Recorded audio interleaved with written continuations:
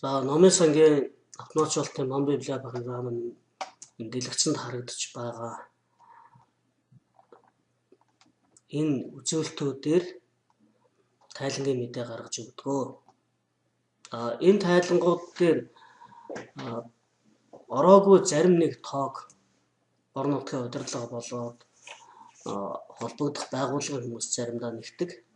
Тухайлбал танаас өмнө нийтдээ хэдэн хүн амьдардаг вэ? Тэр нийт хүмүүсийн хэдэн хувь давхардаагүй тоогоор хэдэн хүн танаа номын сонгоор үйлчлүүлвэ гэсэн ийм тоог зарим тохиолдолд асуудаг. Энэ тоог програм дээр бэлэн тэгж бүлгэлж тоолсон тоо байхгүй тохиолдолд яаж харж болох вэ гэдгийг энэ удаагийн хичээлээр харуулъя. Нэгдүгээр та уншлаганд гарсан түүх гэсэн энэ 9-р тайланг нээх хэрэгтэй.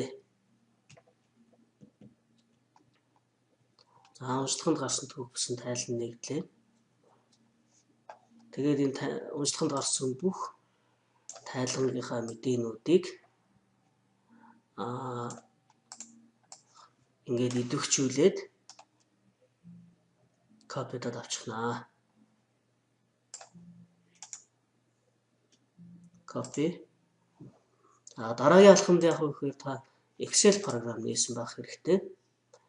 Excel програм нээгээд хамгийн эхний нүдэнд холгоны заагчийг байрлуулад тэгээд paste гэсэн команд өгнө. Ирсэн бүх копицсан мэдээлэл ийш ороод ирж байгаамаа. За тэгэхээр давхцаагүй тоогоор нийт хэдэн хүмүүстэй вэхээр одоо шууд эндээс нь хүмүүсээ авчихж болно. Зарим тохиолдолд зөвхөн 2018 онд яг давхардаагүй тоогоор хэдэн хүн үйлчлүүлвэ гэж асуув. Энэ 2018 онд үйлчлүүлгээ авсан уншигчдыг гаргаж харах хэрэгтэй. За ингээд бүх мэдээлэл орсон учраас нэг мөр нэмье хамгийн ихэнд. За хамгийн эхний нь бол ангиллал байна. 50-ын заалт гэж бас нэрлэдэг бид. 50-ын заалт, баримтын нэр, зохиогч. Баримтын нэр гэдэг нь номын нэрийг хэлж байгаа юм. За энэ бол зохиогч гэсэн талбар байна. Дараагийнх нь уншигч байна. За уншлаганд гарсан огноо байна. За хамгийн уншлагнаас буцаж ирсэн огноо бол бидэнд хэрэггүй устгая. За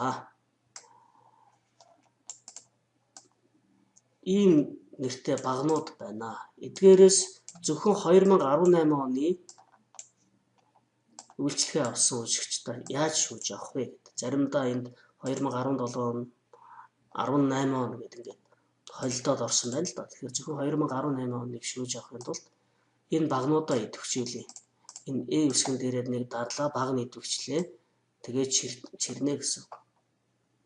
Одоо тэгээд home tab-ийг sort by sort EZ2 гэдгийн доор custom sort гэдэг байна. За custom sort гэдгийг нээгээд sort by гэдэг нь багныхаа нэрийг бичнэ. Сонгоно. Уншлаганд гарсан огноо. За тэгэхээр энд эренбийг яаж тогтоох вэ гэж энэ order гэдэг дээр харуулсан байна. Тэгэхээр бид шинэ урдаа хуучин нь хойно гэдэг байдлаар эренбэлцгээе. Тэгэхээр 2018 оны уншлаганд гарсан номууд нь урдаа орно. 17, 18 гэсэн гарч ирж байна. Тэгэхээр эндээс дээшх номуудаа копидод авчих дахиад. Энэ бол зөвхөн 2018 оны ном гэж байна. За тэгээд Ctrl C эсвэл copy энэ команд өгсөн ч болно. Дараагийн хуудсан sheet буюу хуудсанд шилжээд paste команд өгж болно.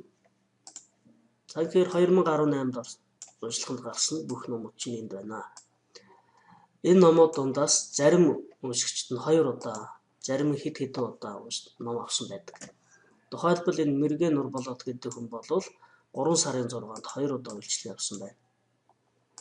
За энэ Мербек Тогжан гэдэг хүн бас 2 удаа авсан байна гэдэг чинь ингээд давхцсан тоо бол нэлээд их байдаг.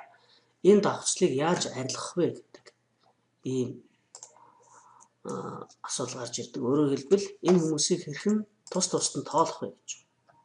Тэгэхээр нэг энэ багнаа идэвхжүүлээ. Уншигчаа тоолох гэж байгаа учраас уншигчийн багныг идэвхжүүлээд data гэсэн энэ табыг сонгоно.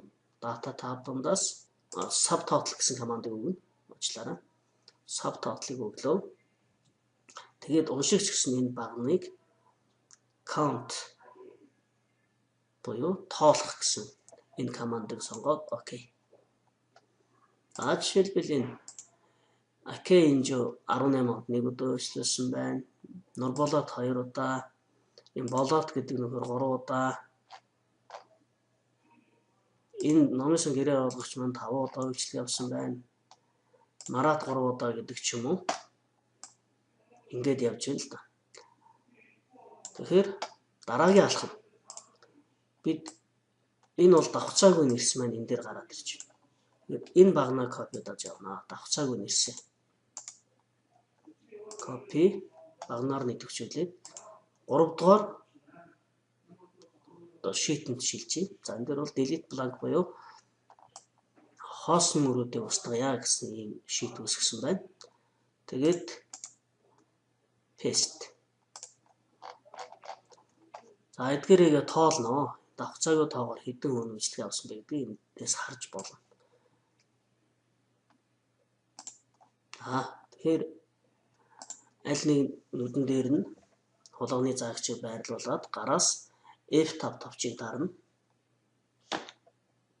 За F5 тавчийг дарахаар энэ цонх нэгдэж байна.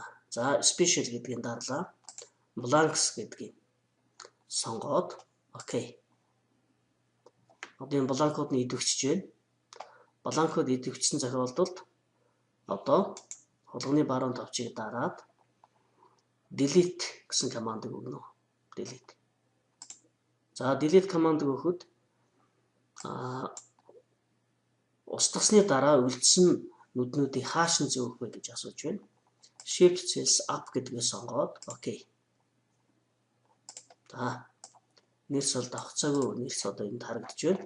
Тэгэхээр 2018 онд давхцаагүй тоогоор за 149 уншигч үйлчилгээ авчээ. Тэгэд ингээд харуулж болох нэ.